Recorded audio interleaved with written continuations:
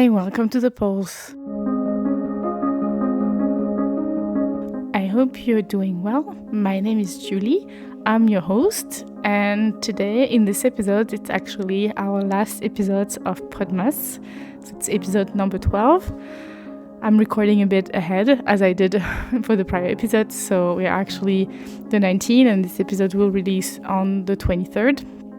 And I wanted to use this last episode in the next 5 to 10 minutes to recap a little bit how Podmas went, because I think it's important to recap, but also use the opportunity to talk about lessons learned and about what this experience has been and how can I reuse it also in other contexts.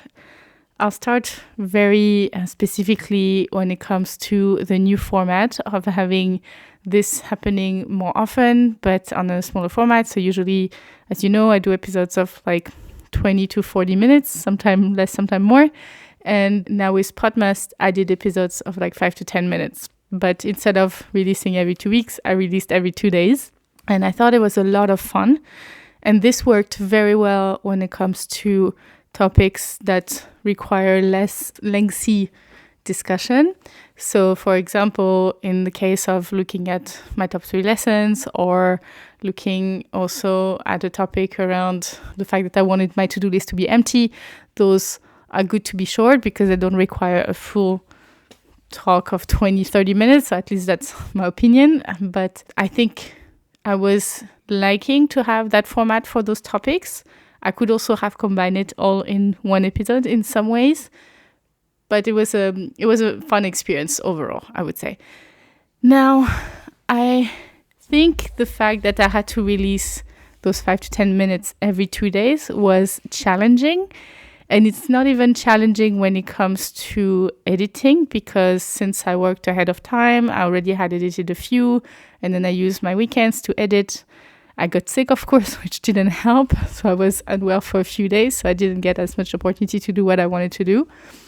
But I think I kept up pretty well with the editing. So now, today on the 19th, I have to edit the episode of the 21st and this one. So I feel a bit ahead, but not too much as well. So we'll be editing later. But the difficulty was actually more on the social media piece, because that requires me a bit more time. I'm not yet fully comfortable with the elements of camera and editing to make the reels entertaining, or to being able to decide what to cut and what to put on social media, because I know I cannot just release the whole episodes on Instagram. So it was a bit harder for me to decide on the cut and to decide which pieces should go in.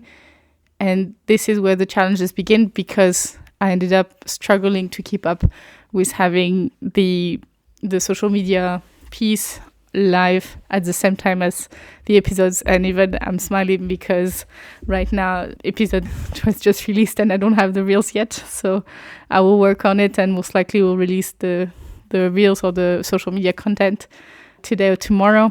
I'm trying not to be too worried about it, but it's just the piece that my brain wants to have everything done at the same time, but it's not catching up.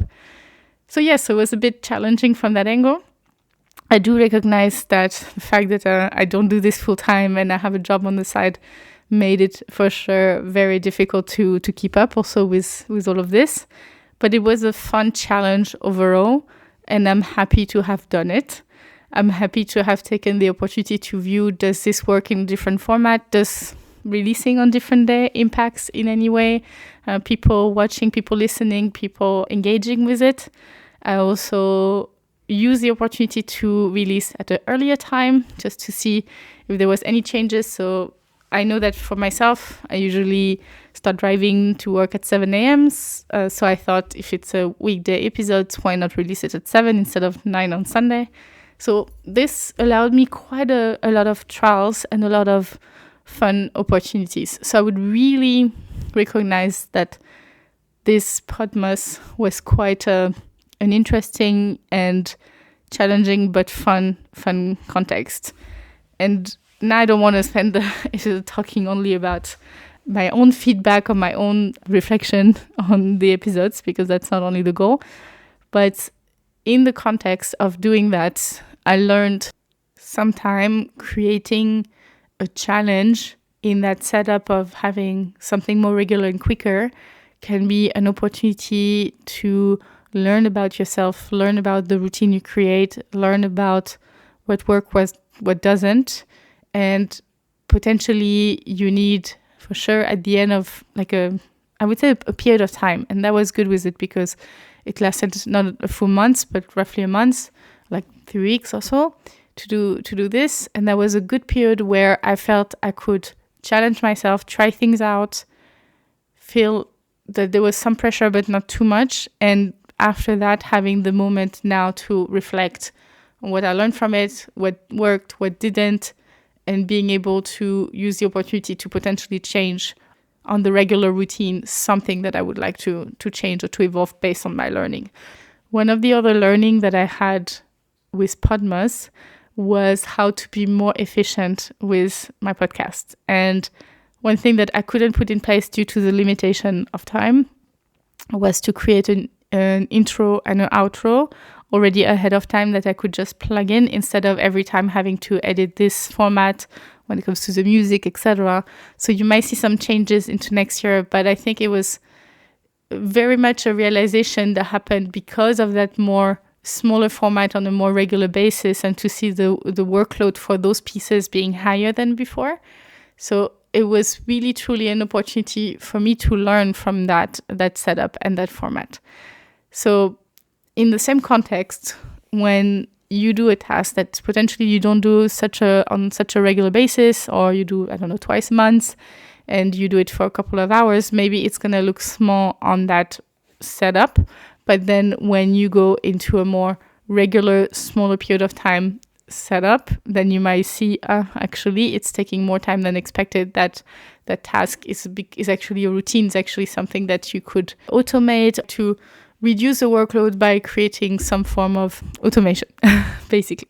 So I'm grateful to have done Podmas. I think it's not going to happen next year.